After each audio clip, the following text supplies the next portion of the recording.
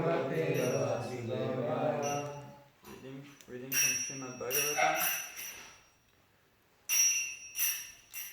Canto 9, Chapter 6, Verse 2. I was supposed to read verse 28, but there is no purport, so I'm going to read text 28.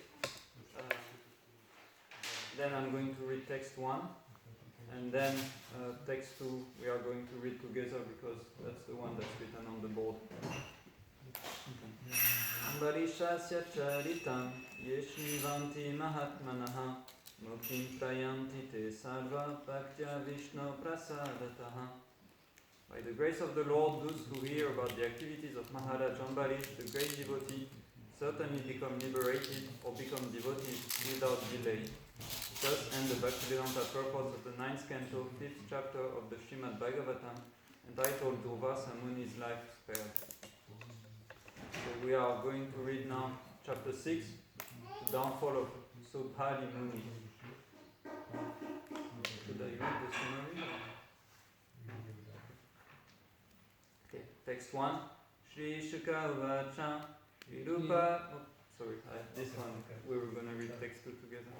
Shri Shuka Uvacha Virupa Ketuman Chambhur Ambarisha Sutastrayaha Virupat Prishadashvo Bhut Tut Tatputras Turatita Tatputras Turatitaraha Shri Shuka Uvacha Virupa Ketuman Chambur Ambarisha Shutastrayaha Virupat Prishadashvo Bhut Tatputras Turatitaraha.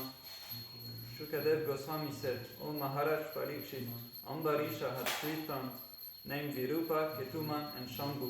From Virupa came a son named Prishadashva, and from Prishadashva came a son named Ratikara. Ratitarasya Prajasya.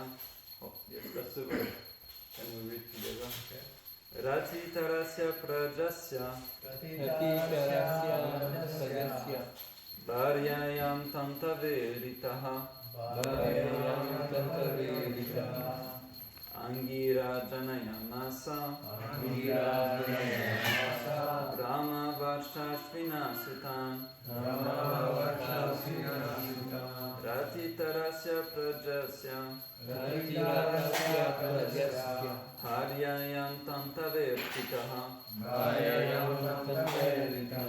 Angira Janayamasa Brahma Varshashvina Sutan Ratitarasya Prajasya Haryayam Tantavertitaha Angira Janayamasa Brahma Varshashvina Sutan Ratitarasya Afratitara Aprajasya who had no sons Bharyayam and to his wife Tantave for increasing offspring Artitaha being requested Angiraha the great sage Angira Tanayam Asa caused to take birth Brahma Varshasvinaha who had Brahminical qualities Sutan sons. Translation and purport by His Divine Grace A.C. Bhaktivedanta Swami Srila Prabhupada. Ratitara had no sons, and therefore he requested the great sage Angira to beget sons for him. Because of this request, Angira begot sons in the womb of Ratitara's wife. All these sons were born with Brahminical prowess. Purport. In the Vedic age, a man was sometimes called upon to beget sons in the womb of a lesser man's wife for the sake of better progeny. In such an instance, the woman is compared to an agricultural field. A person possessing an agricultural field may employ another person to produce food grains from it. But because the grains are produced from the land, they are considered the property of the owner of the land. Similarly, a woman was sometimes allowed to be impregnated by someone other than her husband, but the sons born of her would then become her husband's sons. Such sons were called Kshetra Jata. Because Ratitara had no sons, he took advantage of this method.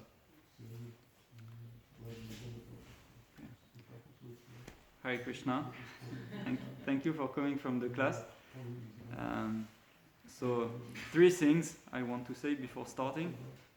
The first one is I'm glad Gaurangi Mataji didn't make it to the temple today. The second thing I want to say is I said I'm glad Gaurangi Mataji. Oh, because the verses. saying women are like agriculture field. So the second one is I'm gonna finish the class including questions at 8:45. Okay. Yeah. And the third one is I was asked to give class, and I'm trying to not say too many controversial things, but Krishna really gave me a verse that's a bit tricky. But I'm gonna try, and I hope I will not offend anyone. So please tolerate me. So when I read the verse and the purport, I must admit I was a little surprised myself to hear something like this. I imagined the situation. I don't know, if I had got no children and I was thinking, oh, I will go and see the temple president and ask him, maybe can you help? Maybe the temple president's wife wouldn't be very happy either, but apparently that's the Vedic system. So I searched a little bit for references, and by speaking with devotees, I gathered some examples. So the first example I have of someone begetting sons for someone else is in the beginning of the Mahabharata, where Ambalika has to have a relationship with Vyasadeva because her husband passed away, and she was thinking that she will have a relationship with Bhishmadev, but Bhishmadev made a vow, so instead Vyasadeva had to come, and Vyasadeva was very skinny with long hair. He just came from the Himalayas making a lot of austerities, and he didn't smell very good, and he didn't look very appealing. So when Ambalika saw him, she was a bit disappointed, let's say. She thought, oh, Bhishma is a great hero, he's so incredible. And then there is this very ascetic person that comes that looks not so appealing. And so she became very pale because she was in shock. She became very white. And then she gave birth to Pandu, and which means white, right? Whitish. So Pandu was becoming white because of this interaction. Ambalika or Ambika? Ambika. So then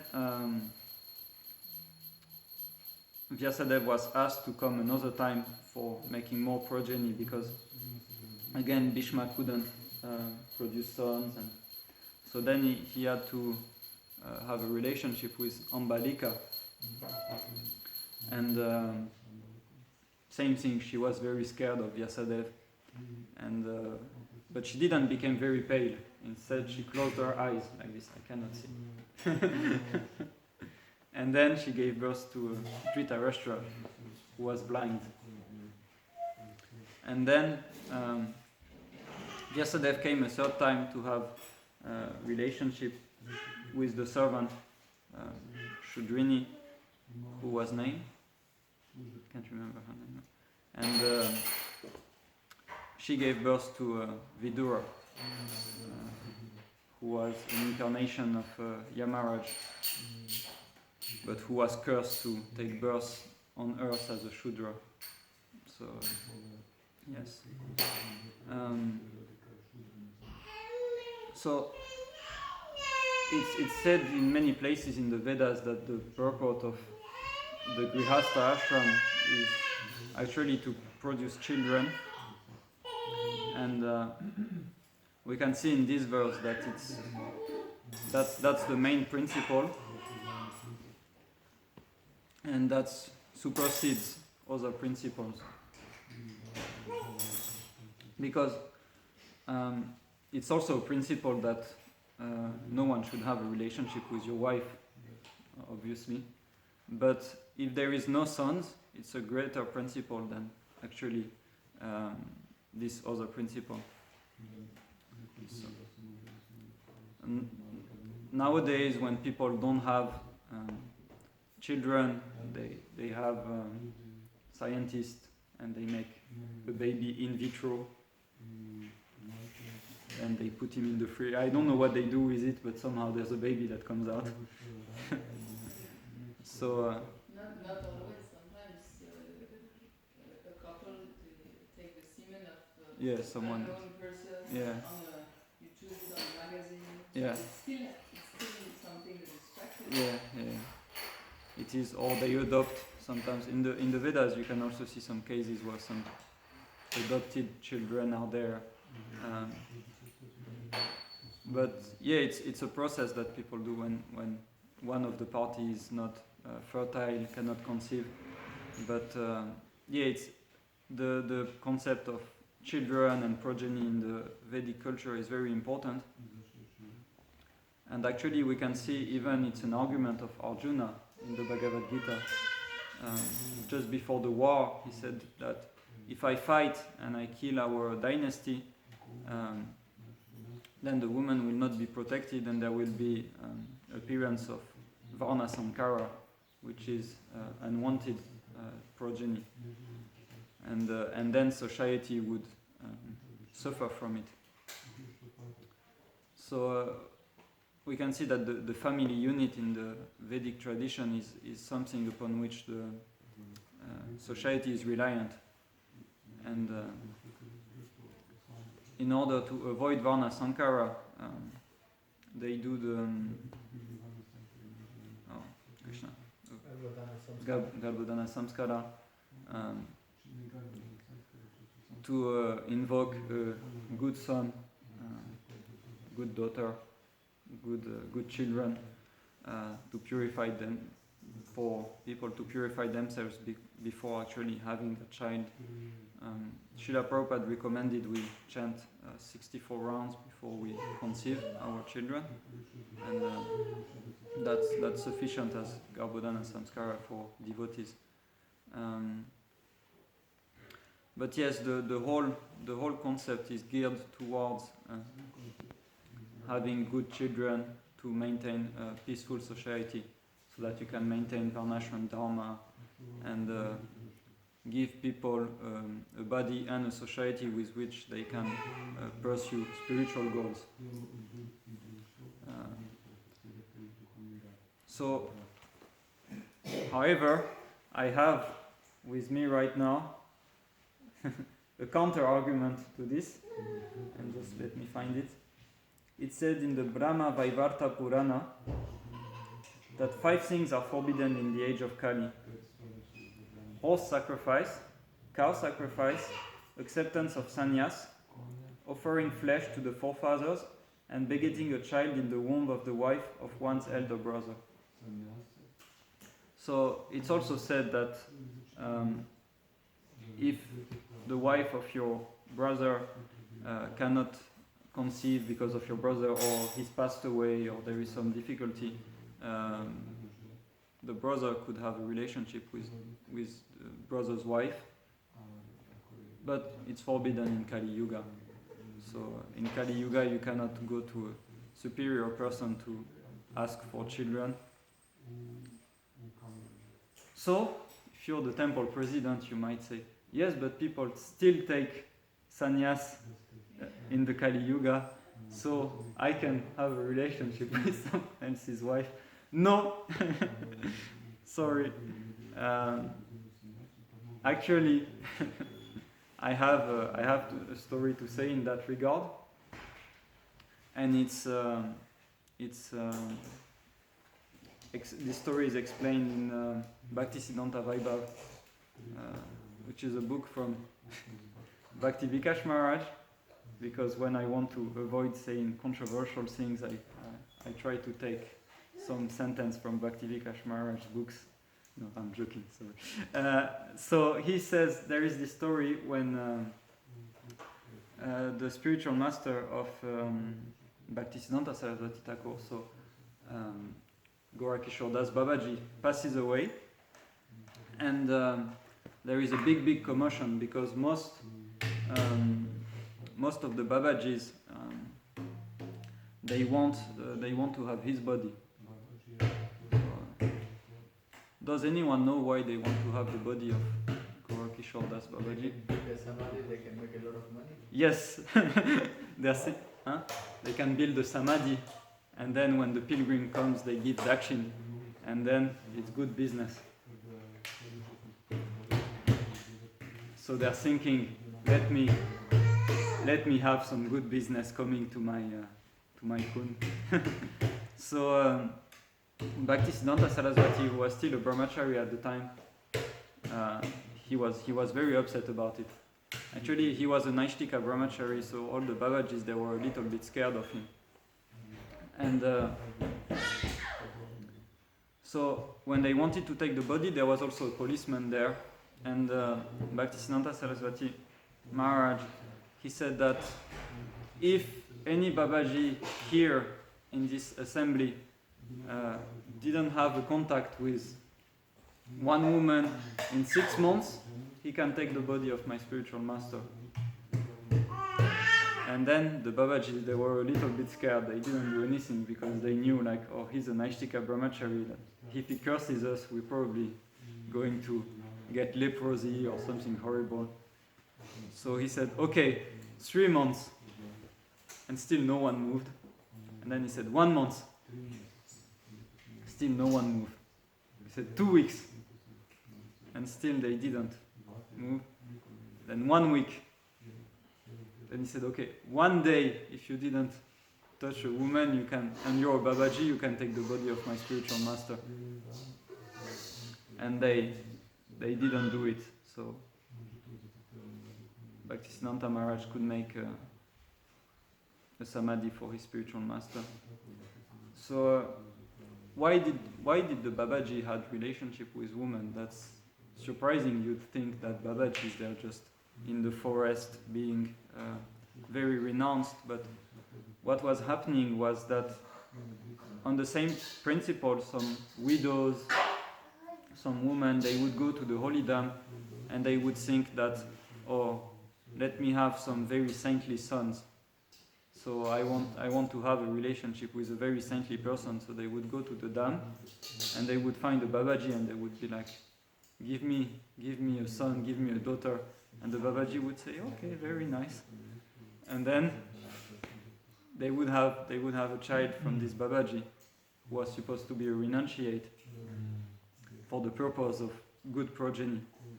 But actually that's one of the reasons why Bhaktivinoda Thakur had to fight so much to make Vaishnavism recognized as a proper religion.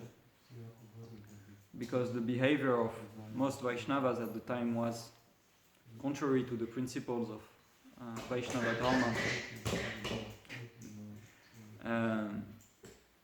for a higher purpose.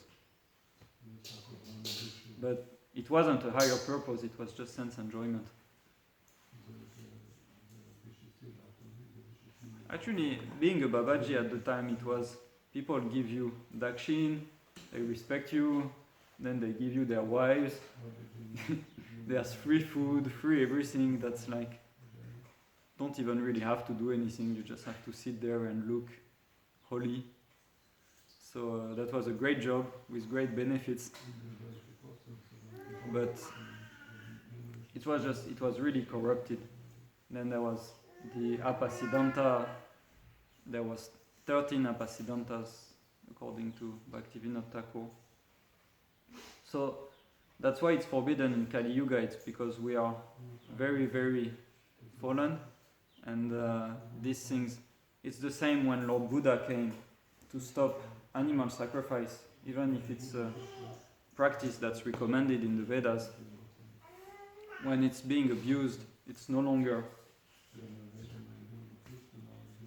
beneficial for people's spiritual life. So in the same way, this Vedic principle can be applied in Vedic times, but when you come to Kali Yuga, somehow the rules are changing a little bit because of the character of the people. In the same way, in the Vedic age, and you can also see it in the Mahabharata, and that's why Queen Kunti is still there, but her co-wife is not anymore, is when Pendu passed away, after being cursed, they both wanted to enter into the fire, the cremation fire where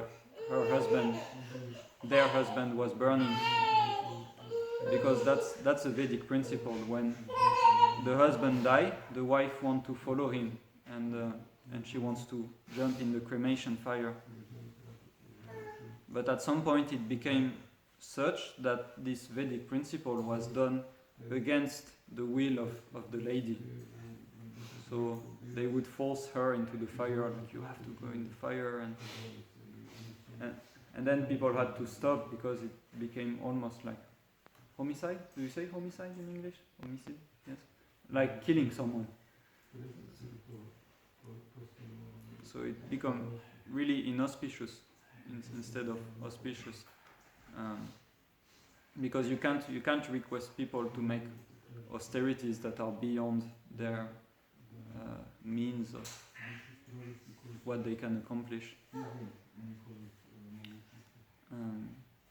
But yes, it's all, how to say, it's not something sexist, or because sometimes we read the scriptures and we think like, oh, it's very offensive towards this group or that group, and it just applies to a different society with different people, and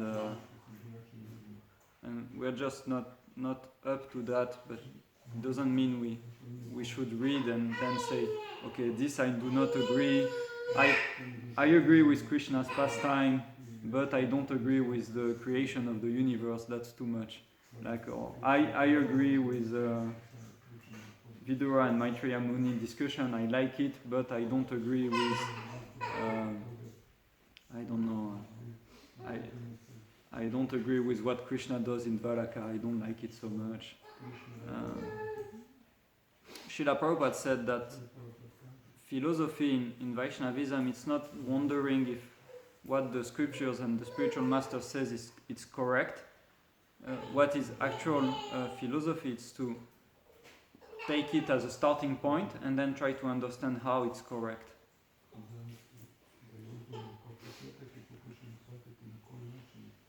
For example, the spiritual master says that Krishna is God and you should worship him. So the role of the disciple is not to think like, maybe my spiritual master is wrong. Maybe God is someone else. Maybe God is me.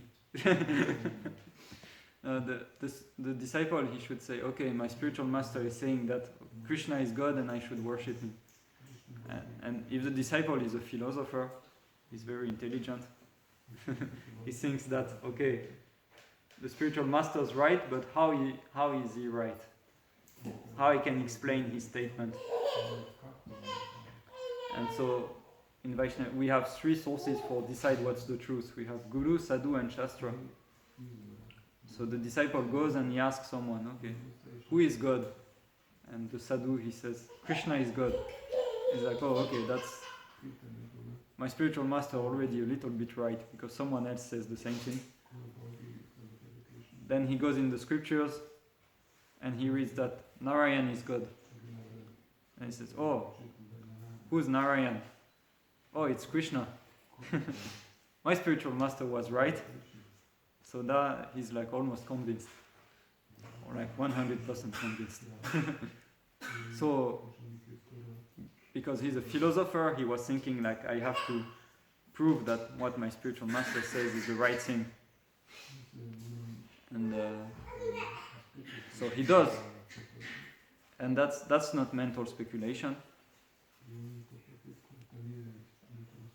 Mental speculation is going and you read a book about the 7 rules of successful people do every morning or something, and you read that, and then you mix it up with some Buddhist scriptures that you read somewhere, and then you mix in some Christianity in there, and then you say like, I invented my new type of self-realization betterment system, and you have to say Sanskrit prayer to Buddha, and then you have a small statuette of Jesus Christ, and also you have to drink 3 liters of water a day, and then for sure you will be very spiritual.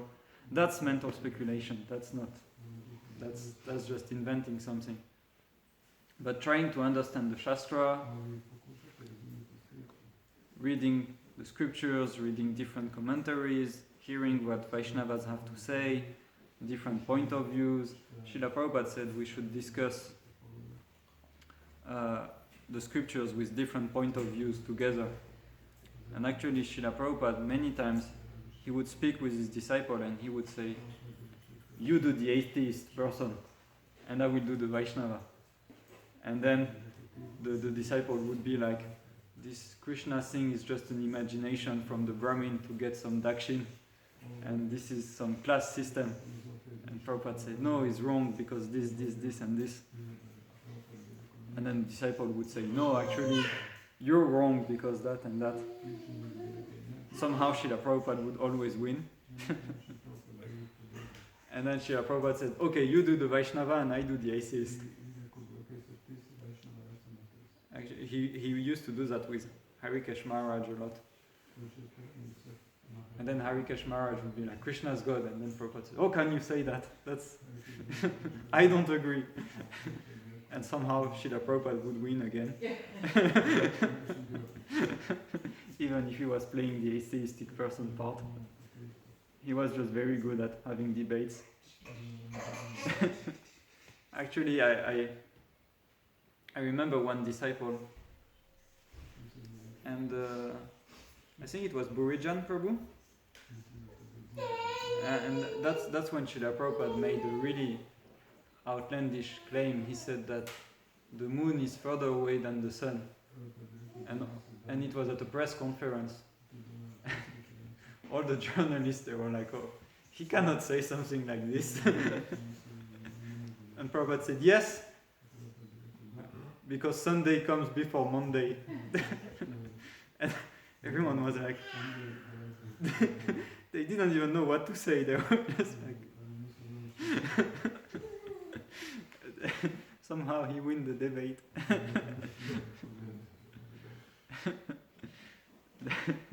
No, but yeah, it's important that when we read the scriptures and we read something that we get surprised, we always consider in terms of other things, because for example, you have Arjuna that says in the scriptures that, and it's something that's very prominent actually in the Shastra, that you get principles that conflict with each other. For example, Arjuna is a soldier. He's a Kshatriya. So he cannot refuse to fight. That's a sin. At the same time, he cannot kill his grandfather, his teacher, his guru. That's also a sin. Right? So I think they say in English like left or right, I'd be damned, or something like that. Left or right, I'd be damned, or something like. But whatever you do, any choice, that's going to be a sin. And I think there's a name for that. Yeah. So it's like whether you're sinful or you're sinful. But you want to be not sinful. You want to be actually a pious person. But there's no choice. So then Krishna argues with Arjuna and he says, actually, Jnana Shastra, Bhakti Shastra, it's a higher principle than Dharma Shastra. Right, that's why we can say that Vaishnavas are superior to Brahmins. because Vaishnava follow Bhakti Shastra, Vaishnava Tantra, etc. Whereas the Brahmin, they follow Dharma Shastra because they're Karma Kandis. Right? So that's why Bhaktisiddhanta Sarasvati Thakur could prove that I can give the sacred thread to people who are born from Shudra families on the authority of Narada Muni and the Narada Pancharatra, which is higher on the scale than Manu Samhita and all the Dharma Shastras. So, because if Vaishnavas actually have the 26 qualities of Vaishnavas, they're higher than Brahmins. And that's why we have the Hari Bhakti Vilas that does Vaishnava samskars compared to Karma Kanda samskars that would be done by non-Vaishnava Brahmins. So yeah, anyway, to come back to the point, sometimes when there is conflicting views, and there is conflicting views in the scriptures, it has to be considered with the whole cultural and the whole circumstances around it. It's not just one rule that's like taken apart, and because again, like I said in the beginning of the lecture, you read this and you're thinking, oh, okay, maybe I should go to, I don't know, some Grihasta Maharaj and just ask him to impregnate my wife, but that's just not something you do in Kali Yuga. So if you don't understand, if you don't have all the reference points, you can get very confused, and that's why we need the spiritual master, so that he can say, yes, this applies in your case, this does not apply in your case. Because otherwise you could read that, for example, in the Upadeshamrita it says that you should live in Vrindavan. Even better, you should live in the forest in Govardhan, or even better, the best place of residence is Radhakund. But if all the devotees in ISKCON read that and would be like, oh, I'm going to go to Radhakund, and then there's like 1 million ISKCON devotees in Radhakund, everyone stepping on each other.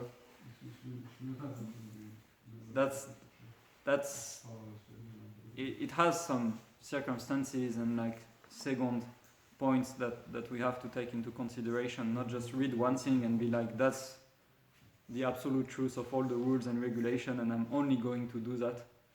Guru Maharaj always say that he says like, imagine I have a disciple and the disciple says, Guru Maharaj, can I have some instruction? And then spiritual master say, yes, you should, I don't know, open a preaching center in Clermont-Ferrand and distribute a lot of books. And then the disciple says, oh no, it's too hard, Maharaj, Guru Maharaj, I'm very bad at distributing books. And he says, okay, you should just be a good sadhaka, go to Mangalarati every day, do this and that. And the disciple says, oh, Guru Maharaj, I have my co-ashram resident, they snore, I cannot sleep, it's too hard, I cannot wake up. And then the spiritual master say, okay, you should at least do a little bit service. And then say, oh, my back hurts, and actually my mother died just 2 weeks ago and I'm so sad, and I'm very psychologically disturbed. The spiritual master says like, okay, you should just eat some prasada. And the disciple says, oh, nice. And then he goes to everyone and he said, I cannot do any service, my spiritual master said I should just take prasada.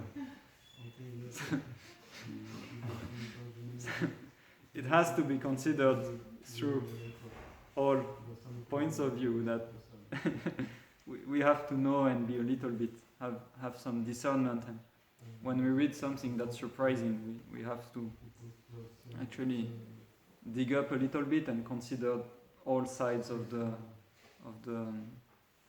point that's presented to us, so that we are not offenders to the Shastra, offenders to the devotees. It's better to do a double take when you're thinking something is like, is it justified? am I right? Even if I'm right, will I offend someone or not? I think one time Haridas Thakur organized some festival, and one Brahmin didn't come, and he stopped the whole thing to go and get this Brahmin, and because he found out that accidentally he offended him by, I can't remember, he was in meditation and he did something and the Brahmin thought that he's making fun of me. Maybe Revati Nandan knows this. He was meditating, and he was meditating on Radha Krishna, and something was funny in his meditation. Yeah. So he smiled and laughed slightly, and it was a handicapped handicapped Brahman. So he saw that he was smiling and he thought, oh, he's laughing at me. He's making fun of me.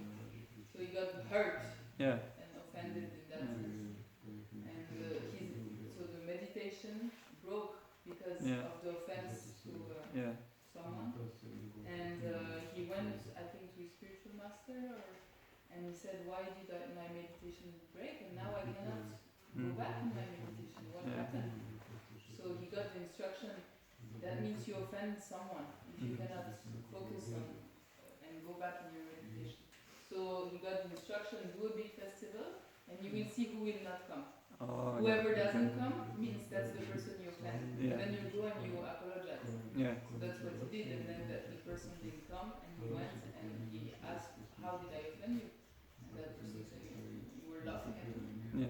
Which I really, really like this story because it actually shows us that even if you don't make an offense, he had no intention of offending the person, he had no intention of laughing at the person, he didn't do anything purposely, he was just smiling at Radha Krishna in his meditation. Still, it broke his meditation and he couldn't get back. It's amazing. It means we should really, really be careful that if someone gets hurt, even if we didn't do it purposely, or we are right, or we are doing something so high to be meditating on Radha Krishna, still we have to go apologize, make sure the person is not hurt anymore. Otherwise, our own spiritual life is affected. It's an amazing story. So we have to be always very careful. Thank you for the story. And so it's 8:45. I already break my promise that I will stop at 8:45. If anyone has questions, we can go a little bit over, or points, or protests. Do you remember where you read these 64 rounds? I think one time you already mentioned this, but we always quote in ISKCON that Garbhadana Samskar is 50 rounds. Oh yes, again, I already said that. I don't know. And we already had this discussion. 64 rounds. I can't remember. Okay. I'll search. I'll ask Google. But probably it's 50. I'm probably wrong. Is there a different type of samskara? There are. Which is a book. There's a lot of samskara. There's a book of samskara, actually. But in this particular, for conceiving, for conception. I'm not an expert. I know about Garbhodana samskara. Maybe there's different things. I mean, traditionally, even a marriage ceremony, it would last like 1 week. Now it lasts like 1 afternoon. If you go this route, like proper sacrifices and so on, it's very long, very complicated, a lot of rules. So we put more emphasis on the chanting of the Maha Mantra, because we say it's the only yagya for this age of Kali. But there is this book in ISKCON where there is few pages about conception, and one of the main rules that Prabhupada emphasized was both husband and wife have to chant 50 rounds on the day of the conception. And then in the book you can read a little bit more details, like you fast, you cook a sweet rice, you have to do it once a month on the date where the woman is supposed to be. So there is few little things, but the main thing Prabhupada was 5, 10, 15 Yeah. on the day of the, so it's quite a sacrifice already to change 15. 16 is long, but 50, yeah. So yeah, maybe don't put it up to 64. Yeah. And if you're a temple resident, you probably have to run away because devotees will be like, can you do this? Can you do that? You don't have time to do much other things. 50 rounds, it's... yeah. But yeah, it's to mainly to put your consciousness in the right way and to attract the right soul. That the soul, because we say that the soul is choosing when the soul has a good karma, it can choose his family, can choose his parents. So if someone wants to progress in spiritual life, he will choose devotee parents. So in that way, if you do this Garbhan and Samskar, you have more chance to have a devotee child, someone who is willing to do some spiritual progress. C'est comme les petites annonces. Différents corps à prendre. Femme, elle choisit corps de corps un peu plus dans une famille de brahmana ou quoi. Elle dit oh super, je veux celui-là. We speak about these sanskaras, but still we know that this is a place where there is so many suffering. Yeah. How we accept to bring someone? Some soul. Why Oh, do okay, we want okay. to have Yes. Knowing all the they will suffer? situation, don't give any guarantee, but still Yeah. we. Well, Is it a mistake, Prabhu? You think I don't know? I mean, it depends. Like, if you're a brahmachari, like Revati Nandan or Nitai Charan Prabhu, you will not bring a child in this world because that's just not your ashram. But if you're like Nandavika Mataji, Lochananda Prabhu, it's actually pious to have children. That's what you're supposed to do according to scriptures. So even though the world is full of suffering, it's better to take birth in a family of devotees than to take birth in some family like I had so many friends before. The family was horrible. You know? So still, you take birth in this world, you're going to accept a material body, but it's if you leave your body and you're not 100% pure, it says in the Bhagavad Gita you have to come back to this world. So if you're devotees and you're having children, you're having those type of children that are not enough spiritual to go back to the spiritual world, but at the same time they're automatically attracted to yogic principles and things like it's mentioned in the Bhagavad Gita. So I guess they also have to have a body, so it's better to give a body that's, you know, that's born in circumstances where it's already in contact with devotional practices and bhakti yoga and so on, than just, yeah, it has to happen. It's for the purification of the parents and it's also for the purification of the child. I hope it makes sense. Yeah, but still I don't get this point how we knowingly understand that. Prabhu. That's I don't know. It's my. Yeah. We know there is a problem. It's not the place where we bring it already. The point is, it's not like when we're having a child, we're creating a living being. Right? The soul is eternal. So when people leave their body, the mental, the second body, the subtle body comes out, and then it gets incarnating again in a gross body.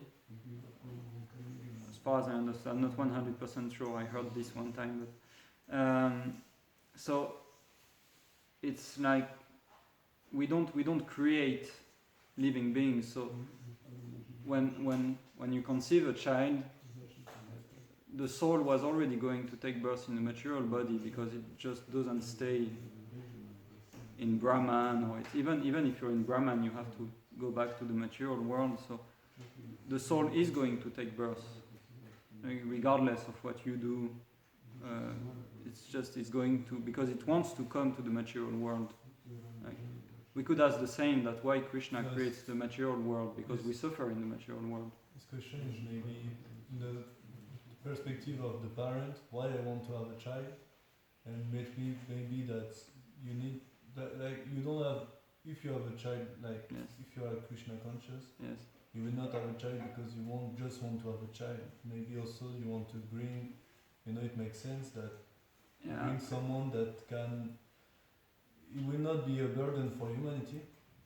Yeah, I mean, it's because if you're grihastas and you don't have children, children are huge. How to say? It's actually the main part of the grihasta ashram to have children. Because if you don't have children, there's a tendency to it's just becoming sense gratification. Like if you have a child, you go to bed at midnight and then at 1 a.m. the child goes like bah, bah, bah, and then you wake up and then like you feed her or you feed him, and then he's like peaceful for 30 minutes and then he kind of goes on an expedition somewhere, and then you wake up 30 minutes later and it's like, oh, where's my kid? It's like, it's not really sense gratification anymore, it's a yagya, yeah, and you actually get purification because like you learn to take care of someone else without expecting returns, and there's a lot of things that you can learn from. But Like, it's a very good point you made. We are not creating the soul. The soul is gonna come back anyway in the material world because it's her karma and it's her desire. So it's an opportunity for the soul to come in a devotional family. Yeah. But as you said, it's also very nice to have a brahmachari life and to be able to not have any sexual relationship all your life. This is the best. I mean, for your own spiritual life, and in one sense, it's this understanding. I don't want to help someone to suffer more in the material world, and you can stay brahmachari all your life. But as you said, then you cannot have any sexual relationship. It cannot be that nowadays it's like, okay, I use contraception or this or that, and I have sexual relationship, but I don't want kids. So this is not allowed in the Veda there's two choices: either you have a wife and then you have children, or you stay brahmachari. There's no like I stay together but I don't have children. It's not. Doesn't make sense. It's not exactly it there. Doesn't make sense. I don't want to judge anyone's situation. It's just like if you're following the scriptures, it's just not a choice. Or like staying like bachelor, having a job and working, but at the same time like not having children. It's also a little bit in the Vedas. There's not really this situation in the Varnashram. It's like because brahmachari means living at the guru griha, and the guru griha is the ashram. So it's. But you can be grihasta. Yes. And you don't, as a decision that you will have children, but because you want to bring Krishna conscious children. Yeah. It's not because you want. I don't know. I don't. Ah, yeah. It's some you can see it in a way of preaching, but it's risky. If you go out in the street and try to preach, you don't risk much. But if you have a child and the child is not becoming a devotee, then it's a little bit a failure. So it's not so easy it's not something automatic that if you have a child, it will become a devotee. But yeah, it's something that we should look up to. That we bring a child so that he can serve Prabhupada's movement, he can preach, he can help the world, he can help the society. This is the wish. Yeah. But that's why we make the sacrifice of chanting 50 rounds, of having good sadhana, of being dedicated, because then we have more chance that the child will actually become a help to the society and serve the movement. Yeah, again, it's something there's a lot of factors involved, and it's everyone's life also complicated. It's how to say, we try to follow, but we do what we can. So you get It's just idealistic, but yeah. you know, because I was just thinking about yesterday. I talked with Jyoti about Bhaktisiddhanta Saraswati. Yes. Yeah. Is his name, right? Yeah. And he was such. He told me he was such an exceptional being, you know. Yeah. Yeah. His father did. I don't know if you know if it was luck or not, but his father it's not. I mean, You know, his father was a pure devotee, Yeah. so you know it's. I read this somewhere. That's the inspirational moment of the lecture. You're gonna get some fancy sentence. So Einstein says, he says, in theory always work, but in practice, theory doesn't work. And you see, Bhaktivinoda Thakur was a pure devotee, but he got many children. Yeah. And only one was a famous pure devotee. And then Bhaktisiddhanta, whose father is a pure devotee, and thanks to him he also became a pure devotee. He said himself that he will be brahmachari all his life, he will never have children. And he said, because I don't know if I was sure that all my kids will be pure devotee, I will have 100,000 of kids. But because I'm not sure, I will have 0 kids.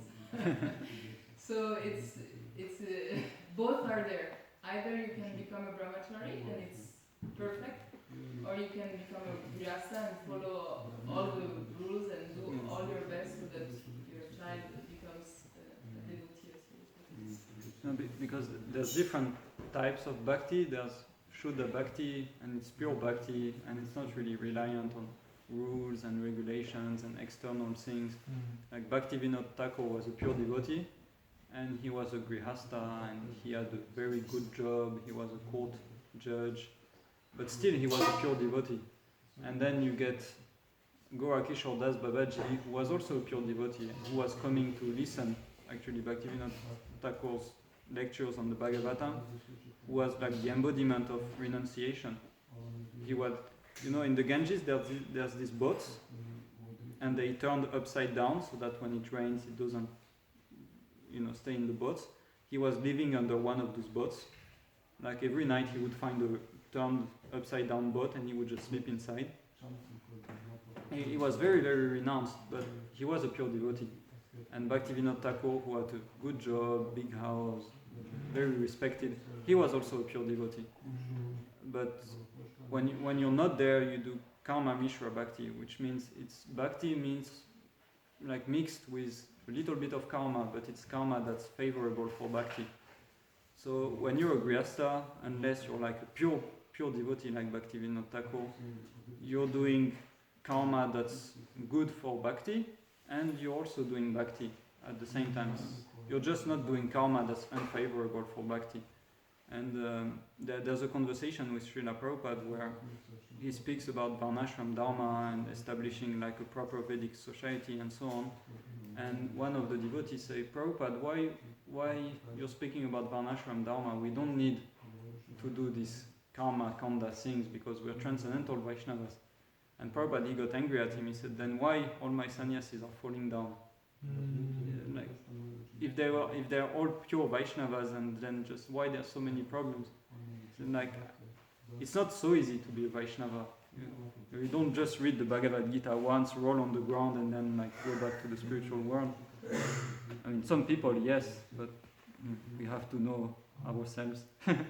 So he said, actually, it's good because if you're a Westerner, if you're a person and you don't have really like a cultural background, some bhakti and so on, and you don't want to be a Vaishnava anymore, you come back to your old life, and then it's really, how to say, it's not exactly as pious as someone who comes from a Vedic society that, he's going to come back to his house, do a little puja, still going to be like involved, there's going to be brahmanas around. It's like, compared to our society where you just become like a random consumer that you were before, you just go to the cinema, go to the pub, go to your horrible job, then go back to the pub because the job is too horrible that you have to drink to kind of like morally sustain it.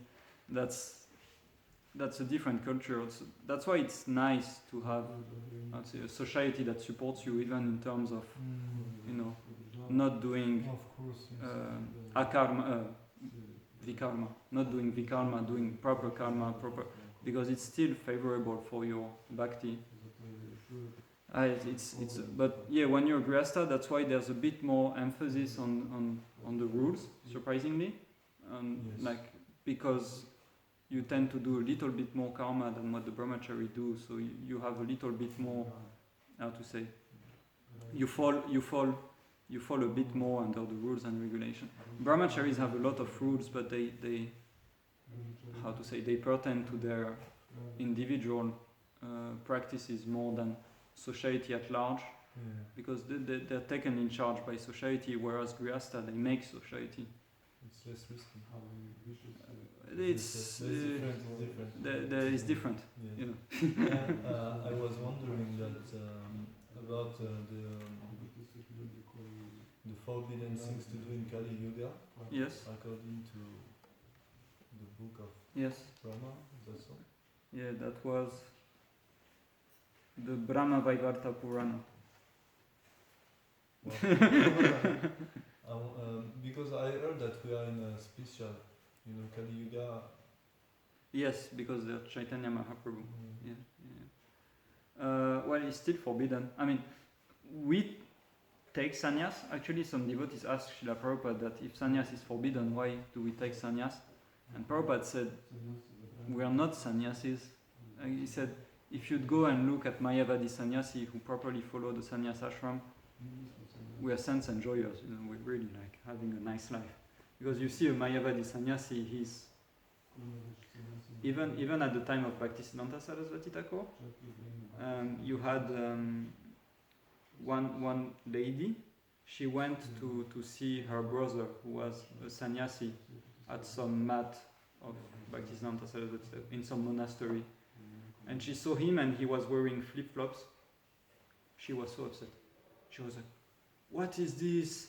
You're like living in luxury, you have flip-flops, you're a sannyasi. What is this like abomination?"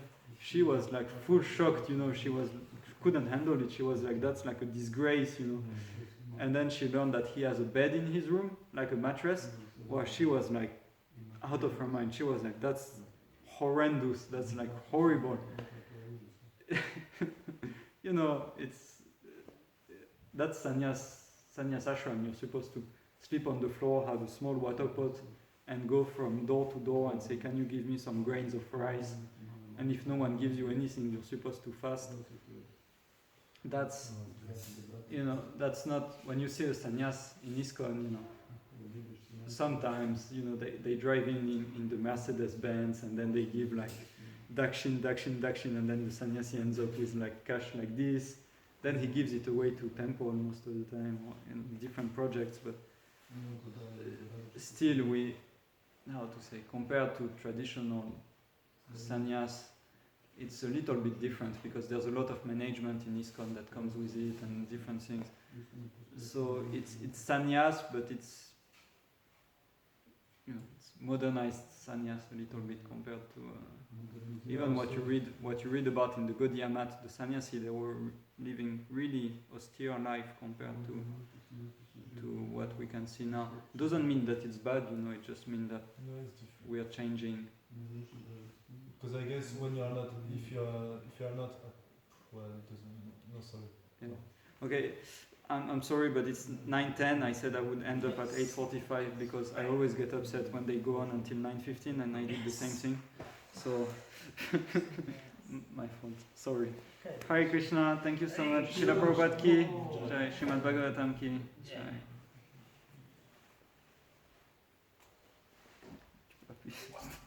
Avant que je dise une bêtise et que ça soit enregistré.